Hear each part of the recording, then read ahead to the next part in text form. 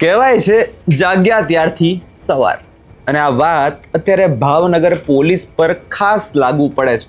કેમ કે જે લઠ્ઠાકાંડ સામે આવ્યો, જેમાં 7 લોકોના મૃત્યુ થયા, અને એના જ પછી હવે ભાવનગર પોલીસ જાગી છે.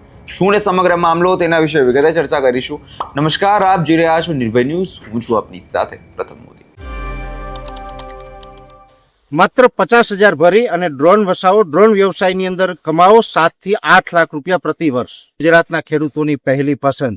તો આજે જ સંપર્ક કરો. ગુજરાતમાં દારૂબંધી કહેવાય છે, પરંતુ આ નકલી દારૂબંધીએ આજે 7 લોકોના જીવ લઈ લીધા છે. ભાવનગરમાંથી જે લઠ્ઠાકાંડ સામે આવ્યો, જેમાં દારૂબંધીની જોવા જઈએ તો પોલ ખોલી ગઈ છે. નકલી દારૂના સેવનથી અત્યારે 46 જેટલા લોકો અત્યારે અસરગ્રસ્ત થયા છે, જેમાં 7 લોકોના મૃત્યુ જે છે થઈ ગયા છે. આ મૃત્યુનો આંકડો દિવસે ને દિવસે વધે એવી પણ આશંકાઓ અત્યારે વ્યક્ત કરવામાં આવી રહી છે. પરંતુ આ જ બધી ચર્ચાઓની વચ્ચે હવે ભાવનગર પોલીસ અહીંયા એક્ટિવ જોવા મળી છે. કદાચ આ એક્ટિવનેસ તેમણે થોડા સમય પહેલા બતાવી હોત, થોડા સમય પહેલા આ બુટલેગરોને છાવરવાની જગ્યાએ તેમણે તેમના પર લગામ લગાવી હોત, તો આજે આ 7 લોકોના મૃત્યુ ના થાત, અને જે 46 લોકો જે હોસ્પિટલમાં છે તે આજે ત્યાં ના હોત. વાત કંઈક એવી છે કે હવે ભાવનગરમાંથી જે મામલો સામે આવ્યો, જેમાં દિવસે ને દિવસે જે આંકડાઓ વધી રહ્યા છે, તેને ગંભીરતાને ધ્યાનમાં લઈ ભાવનગર પોલીસે હવે એક નવી ડ્રાઈવની શરૂઆત કરી છે. આ ડ્રાઈવની અંદર અત્યારે ભાવનગર પોલીસ દ્વારા જે શહેરના અલગ અલગ જે વિસ્તારો છે ત્યાં હવે રેડ પાડવામાં આવી રહી છે. જે બુટલેગરો છે તેમને લગામ કસવા માટે હવે પોલીસ હવે તનતોડ મહેનત જે છે કરી રહી છે. દેશી દારૂના અડ્ડા હોય, વિદેશી દારૂના અડ્ડા હોય, ત્યાં અત્યારે પોલીસ દ્વારા જે આ રેડ જે છે તે ચાલુ કરી દેવામાં આવી છે. હવે આ આખા મામલે સવાલો ઘણા ઊભા થાય છે. સવાલો ભાવનગર પોલીસની કામગીરી પર ઊભા થાય છે કે આ જ કાર્યવાહી જો થોડા સમય પહેલા કરી હોત તો શું જવાનું હતું. ભાવનગર પોલીસે 4 અધિકારીઓને સસ્પેન્ડ કર્યા. આ 4 અધિકારીઓને સસ્પેન્ડ કરવાથી આજે ભાવનગરની જનતા એમને પૂછી રહી છે કે શું આ 4 અધિકારીઓની જ મિલીભગતથી આ બધું થયું છે? શું ભાવનગરના ઉપરી અધિકારીઓનો આમાં કોઈ હાથ નથી? હંમેશા આવા જ બનાવો બનતા હોય છે. એ જ્યારે કોઈ મોટા માફિયાને પકડવાનો હોય કે કોઈ કાર્યવાહી કરવાની હોય, નાના લોકોને સસ્પેન્ડ કરી દેવામાં આવે છે, અને ઉપરી અધિકારી સુધી ક્યારે પણ વાત જે છે પહોંચતી જ નથી. અને આના જ કારણે સવાલો ઘણા થાય છે. આના જ કારણે આવા બનાવો દર 4 વર્ષે આવા બનાવો બનતા હોય છે. ગુજરાતમાં આજે તમે કોઈ બાળકને પણ પૂછો ને કે તમારા વિસ્તારમાં દારૂ ક્યાં મળે છે, તો એ પણ તમને આંગળી પકડીને લઈ જાય કે અહીંયા અમારા વિસ્તારમાં અહીંયા દારૂ મળે છે. પરંતુ ભાવનગર પોલીસ છે કે ગુજરાત પોલીસ છે, તેમને ખબર નથી પડતી કે દારૂ ક્યાં છે. એટલે સવાલો અહીંયા ઘણા જે છે ઊભા થઈ જાય છે. હવે આખા મામલે લઠ્ઠાકાંડ આવ્યો, એની અંદર એસઆઈટીની રચના કરવામાં આવી. પરંતુ શું એક એસઆઈટીની રચના કરવી એ જ ઉપાય છે?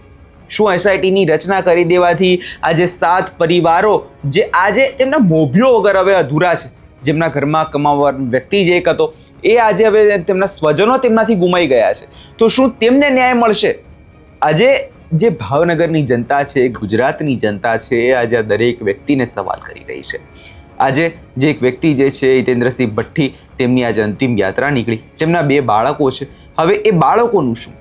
એક શિક્ષકનું મોત થયું છે આમાં, અને જે આખો ઉજ્જૈનથી આ એક ડૉક્ટર જે છે સામે આવ્યો હતો, અને એના દ્વારા જે ભાવનગરની અંદર 3 લોકો સાથે મળીને આજે આખું નકલી દારૂ જે છે બનાવવામાં આવ્યો હતો. બ્રાન્ડેડ બોટલોની અંદર આ નકલી દારૂ જે છે ભરાતો હતો. એટલે અહીંયા ઘણા બધા જે સવાલો દરેક વસ્તુની કામગીરી પર ઊભા થાય છે કે આ જે દારૂ અંદર આવ્યો કેવી રીતે?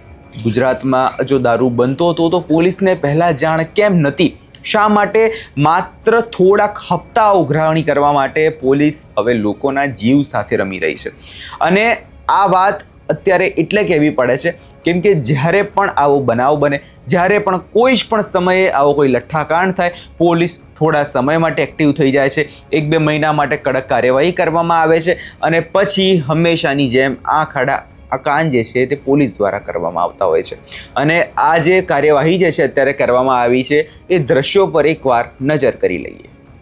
અહીંયા તમે જે રીતે એ તમામ દૃશ્યો જોયા પોલીસ દ્વારા, તે તમામ ઓરડાઓ જે છે તે નકલી દારૂ જે છે તે વિસ્તારોમાં અત્યારે રેડ પાડવામાં આવી રહી છે.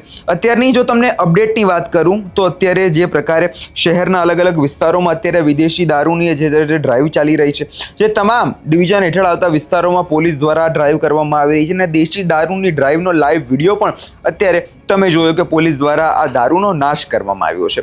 શહેરના ચિત્રા જીઆઈડીસી તેમજ ઓડિશાવાસ આણંદનગર સહિતના વિસ્તારોમાં છેલ્લા 2 દિવસથી આ પોલીસ કાર્યવાહી થઈ રહી છે. પરંતુ પોલીસ અગાઉ જાગી હોત તો કદાચ આજે આ લઠ્ઠાકાંડ ભાવનગરમાં ના સર્જાયો હોત. અને ભાવનગરમાં જોવા જઈએ તો પહેલીવાર બનાવ નથી બન્યો. આની પહેલાં પણ આવો લઠ્ઠાકાંડ જે છે સામે આવ્યો છે અને એમાં પણ ઘણા બધા લોકોના મોત થયા છે. જોવાનું આગામી દિવસોમાં એ રહેશે કે હવે આજે રહીને જે સરકાર જાગી છે, રહીને જે ભાવનગરનું તંત્ર જાગ્યું છે, એ હવે ફરીથી આવા બનાવો ના બને એ માટે શું પગલાં ભરે છે. શું આજે સ્વજનો ગયા છે તેમને ન્યાય અપાવી શકશે ભાવનગર પોલીસ?